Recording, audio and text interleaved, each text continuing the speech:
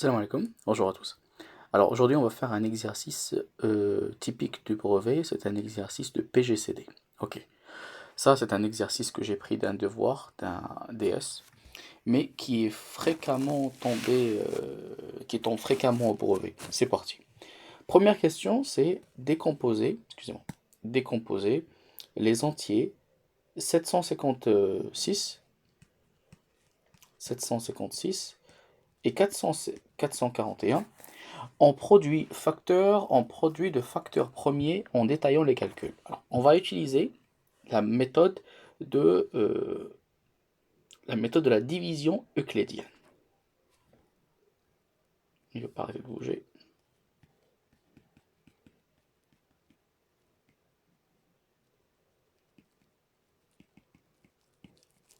Ok, euclidienne. Alors, la division, c'est quoi? Tout simplement, je divise les nombres que j'ai ici devant moi, mais avec que des facteurs premiers, et que des nombres premiers. Les nombres premiers, je vous les rappelle, il y a le 2, c'est un nombre, pardon, d'abord je vous rappelle la définition, c'est un nombre qui peut se diviser soit que sur lui-même et sur 1, pas sur autre chose.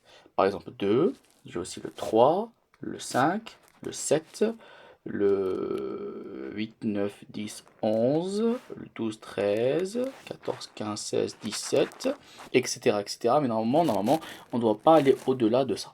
Au-delà de 2, 3, 5, 7. On commence toujours par le plus petit et après on commence à descendre, à descendre, à descendre. Mais on ne passe pas à un autre avant de nous assurer que il ne se divise plus sur le nombre premier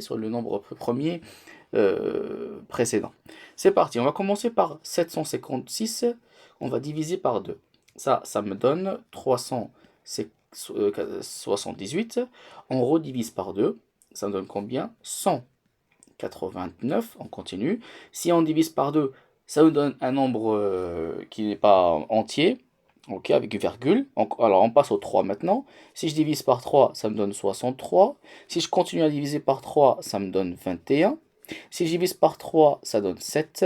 Et si je divise par 3, non. Donc je passe au prochain, c'est le 5, non plus. Je passe au 7. 7 divisé par 7, ça fait 1. Et là, je m'arrête. Et là, je peux écrire 756 égale 2 fois 2 fois 3 fois 3 fois 3 fois 7. J'ai pris tout simplement tous les nombres premiers que j'ai obtenus dans la division euclidienne. Maintenant, je m'occupe du 441. Alors, je divise d'abord par 2. Ça ne me donne pas un nombre entier. Je divise par 3. Ça me donne 147. Je redivise par 3. Ça me donne 49. Je divise par 3. Non, ça va pas. Je divise par 5. Ça ne va pas. Je divise par 7. Ça me donne 7. Je divise par 7. Ça me donne 1. Et là, je m'arrête. Voilà, vous l'avez compris. Alors ici, j'ai 3 fois 3 fois 3. Excusez-moi. Je me suis laissé emporter. 3 fois 3 fois 7 fois 7. Et là, je vais les écrire en version plus simplifiée avec des exposants. Donc ici, j'ai 2, 2. 2 fois 2, bah, c'est 2 puissance 2 fois 1, 2, 3. J'ai 3, 3. Alors 3 fois 3 fois 3, c'est 3 puissance 3. Et un seul 7, c'est juste 7 puissance 1. On peut l'écrire comme on peut ne pas l'écrire. Moi, j'aime bien l'écrire, ça permet aux élèves de mieux se situer. Passons au deuxième. Ben, j'ai 2, 3. Donc j'ai 3 fois 3, ça fait 3 puissance 2. Et là, je multiplie 7 deux fois, donc ça fait 7 puissance 2. Et là, je m'arrête. Voilà. L'exercice a été parfaitement, la première question a été parfaitement résolue. La deuxième question, à l'aide de la question précédente, calculer le plus grand commun diviseur, le PGCD, de 756 et 441, expliquer l'application. Ok, alors, c'est très simple. Numéro 2, c'est le PGCD. De quoi De 756 et de 441 égale, on va voir. Alors, je vais prendre ici, dans la question précédente, je prends la phrase, je prends l'expression qui est le résultat qui est là, et le résultat qui est là, mais je prends surtout la première partie. Moi, j'adore me servir de celle-là, parce que ça permet aux élèves de ne pas faire d'erreur. Vous comprendrez pourquoi à l'instant. Ok, donc 756 est égal à 2 fois 2 fois 3 fois 3 fois 3 fois 7. En dessous, proprement, j'écris. Alors, j'ai pas de 2, je passe directement au 3 fois 3 et là, fois 7. D'accord? En fait, vous pouvez les écrire en même temps, hein. C'est juste que moi, j'essaie de mettre les 3 sous les 3, les 7 sous les 7. Alors, je n'ai pas de 2, ce n'est pas un commun diviseur, un facteur commun diviseur, sauf que j'ai un 3 ici, j'ai un 3 ici, j'ai un 3 ici, j'ai un 3 ici, donc je prends toujours la plus petite des valeurs, le plus petit des exposants, le plus petit nombre le nombre limite de simplification. Là, je ne peux enlever que 3 parce que j'en ai que 2 en bas, et j'ai 3 en haut. Et là, je peux enlever les 7 parce que j'en ai un de chaque. Ok, donc ça fait combien? Ça fait ici le PGCD, de 756 et 441 égale. Alors, 3 fois 3 fois 7. Alors, 3 fois 3 fois 7, très très bien, est égal, 9 fois 7 est égal à 63. Et le PGCD de 756 et 441, c'est le 63. Faut pas faire comme moi, faut écrire, faut réécrire. Ok, alors, expliquer. Je viens de l'expliquer, je viens de le démontrer. Maintenant, on passe à la question suivante. La question 3, application. Rendre irréductible la fraction 756 et 441 en expliquant votre raisonnement. Alors, on peut faire deux choses. D'accord? On peut faire de deux façons différentes. Pour la question 3, pour rendre irréductible 756 sur 441 égale. Et là, en bas, je vais prendre une autre façon de faire. 756, 441 et vous prenez celle que vous voulez. La première méthode, ce serait de me servir de ce que j'ai fait dans la question 1. Alors, je prends tous les facteurs premiers et je simplifie. 2 fois 2 fois 3 fois 3 fois 3 fois 7 et on voit 3 fois 3 fois 7 égale. Faire cette fraction. Alors, 3 avec 3 ça part. 3 avec 3 ça simplifie. C'est bon, j'ai plus de 3. Maintenant 7 avec 7 ça part. Et qu'est-ce qui me reste en haut? 2 fois 2 fois 3. Voilà. Et en bas, c'est 1. Parce qu'il ne me reste plus rien. Et ça, c'est égal. J'enlève le trait de fraction. J'enlève. 2 fois 2 ça fait 4. 4 fois 3 ça fait 12. Donc ça fait 12. J'avais pas un deuxième 7 en bas? Oui, j'avais un deuxième 7 en bas. Voilà. Alors, fois 7. Pardon, c'est pas 1, c'est 7. Voilà. Donc là, ça fait 7. 12 sur 7. Voilà la, euh, la fraction irréductible de 756 par 441. Maintenant, la deuxième méthode, ce serait de me servir du PGCD pour créer, pour avoir la fraction irréductible. Alors, je vais diviser le 756 par 63 et je vais diviser en bas le 441 par 63. Là, ça va me donner 700, si vous le calculez avec la calculatrice, ça va vous donner 12. Et en bas, ça va vous donner 7.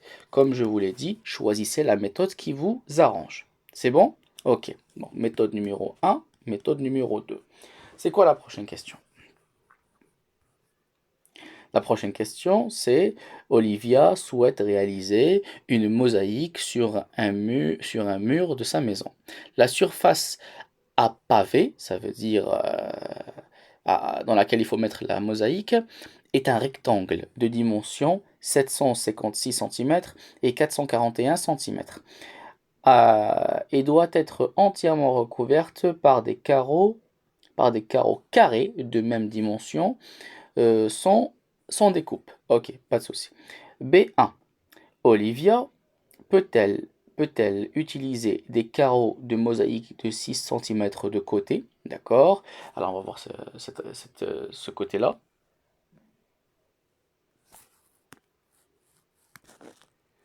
Alors pour ça, c'est très simple, il faut juste voir si Olivia va utiliser un carreau, le carreau de 6 cm, qui peut diviser à la fois la longueur et la largeur en la divisant parfaitement en nombres entiers.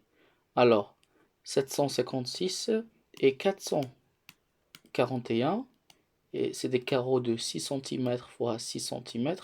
Ça veut dire que sur la largeur, il va y avoir 6 cm, et sur la longueur, il va y avoir 6 cm. On va voir ça. Alors, 756 divisé par 6, 441 divisé par 6, c'est une division euclidienne normale. Là, c'est pas une division par nombre premier, hein. C'est juste une division. Là, j'ai 7, 1 fois 6, ça fait 6 ici. Ça fait 6 ici, ça fait 1, 5. Alors, ça fait 3, pas 3, excusez-moi, pas 3. 2, ça fait 12. Et là, ça fait 3. Et là, ça fait 6. Je descends le 6. Je descends le 5. Je descends le 6. 6 fois 6, ça fait 36. Et là, ça fait 36. Ça fait 0. Voilà, une division euclidienne comme à l'ancienne. Donc oui, 6, il divise bien 756 en 126 morceaux. Maintenant, passons au 6. Alors 6, là, c'est 44. Donc je prends le 7, ça fait 42. Très bien, ça fait 2. Je descends le 1. Je dirais 3 parce que ça fait 18. Il n'y a pas d'autres multiplicateurs. Euh, ça fait ici, ça fait 3. Là, c'est bon. Là, j'ai un reste. Je ne peux pas considérer que le 6 divise le 441. Pourquoi? Parce que là, j'ai un reste. Je vais devoir faire la virgule, ajouter un 0 ici, mettre un 5. 5 fois 5, ça fait, 5 fois 6, ça fait 30. Et là, ça fait 0. Sauf que déjà, à la base, euh, je ne peux pas utiliser le 6 cm sur la largeur du 441 parce que le 6 ne divise pas à la fois le 756 et le 441. Voilà. Alors, si je dois écrire ça correctement, ça fait ça.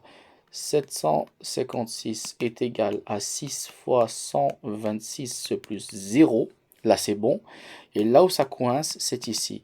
6 fois 73 plus 3. D'accord? Plus le 3, le reste qui est resté ici. D'accord? Si vous voulez, j'efface ça, ce que j'ai fait là tout à l'heure. Et je vous laisse seulement ce qui m'arrange. Là, normalement, je m'arrête ici. D'accord? Pour faire 73 fois 3. Ça veut dire qu'on ne peut pas utiliser. Maintenant, comment? La question suivante, c'est elle répond un peu à la première, hein, ça veut dire que c'est non. Donc Olivia ne peut pas utiliser. Pour la question suivante, quelle est la dimension maximale des carreaux que Olivia peut poser et combien de carreaux utilisera-t-elle? Eh ben, c'est très simple, on va utiliser le PGCD. Ce qui est bien avec cet exercice, le PGCD, c'est que l'étape numéro 1 et l'étape numéro 2, là, la division euclidienne, euh, la décomposition en facteurs premiers, tout ça, ça va tout simplement nous servir pour toutes les questions, quelle que soit leur nature. On va s'en servir. Donc B3, B. Alors, quelle est la dimension maximale? Bon, on sait une chose, on sait que 756 divisé par 441 est égal à 12 sur 7, d'accord? Donc là, qu'est-ce qui divise 12? Alors, c'est très simple, je vais prendre le 12, multiplié fois 7. Alors 12 fois 7, ça fait combien déjà? 12 fois 7, ça fait combien? Ça fait 84. Voilà, donc ça fait 84 morceaux. D'accord? 84 morceaux. Mais 84 morceaux de quoi exactement? D'accord. 84 morceaux de quoi? Quelle est la dimension que je peux obtenir? Alors, très bien. Alors là, je vais me servir du PGCD. Ok? Je vais me servir du PGCD pour pouvoir